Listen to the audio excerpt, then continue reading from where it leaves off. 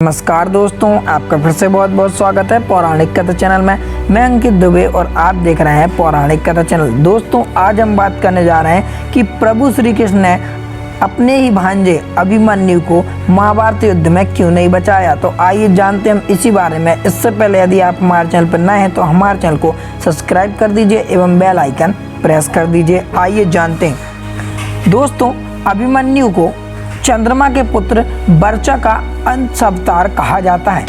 कहते हैं कि चंद्रमा कभी नहीं चाहते थे कि उनका बेटा पृथ्वी पर जाकर महाभारत का युद्ध लड़े, परंतु उन्हें विवश होकर अपने पुत्र को महाभारत के युद्ध के लिए भेजना पड़ा। चंद्रदेव को आखिर इस बात के लिए विवश होना पड़ा था क्यों, किसने विवश किया था और उनके पुत्र वर्चा ने किस प्रकार महाभारत का युद्ध लड़ा था। साथ ही आखिर इस युद्ध में भगवान श्री कृष्ण ने अभिमन्यु को क्यों नहीं बचाया था।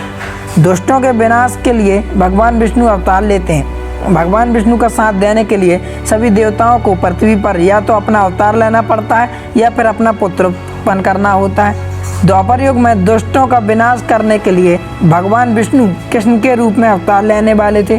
तब ब्रह्मा जी ने सभी देवताओं को यह आदेश दिया कि भगवान श्री कृष्ण की सहायता के लिए वह सभी पृथ्वी पर अंश अवतार लें या अपने पुत्रों को जन्म दें। जब चंद्रमा जी ने सुना कि उनके पुत्र वर्चा को भी पृथ्वी पर जन्म लेने का अधिकार मिला तो उन्होंने ब्रह्मा के उस आदेश को मानने से इनकार कर दिया। साथ ही यह भी कह दिया कि उनका पुत्र वर्चा अवतार नहीं लेगा।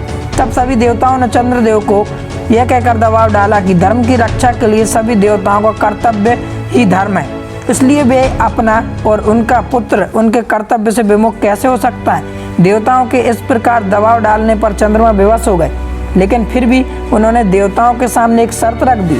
वह शर्त यह थी कि उनका पुत्र ज़्यादा समय तक पृथ्वी पर नहीं रहेगा। साथ ही भगवान श्री कृष्ण के मित्र देवराज इंद्र के पुत्र अर्जुन के पुत्र अभिमन्यु के रूप में जन्म लेगा।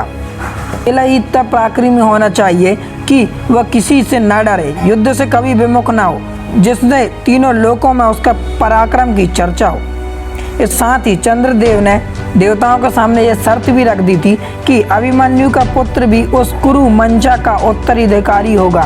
चंद्रमा के हट के कारण सभी देवताओं विवश हो गए। तब चंद्रमा के पुत्र वर्चा ने महारथी अभिमन्यु के रूप में जन्म लिया था, जिसके बाद द्रोणाचार्य द्वारा रचे गए चक्रव्यूह में अपने तीनों में पराक्रम दिखाकर अल्प आयु में ही वीर गति को प्राप्त हो गए थे।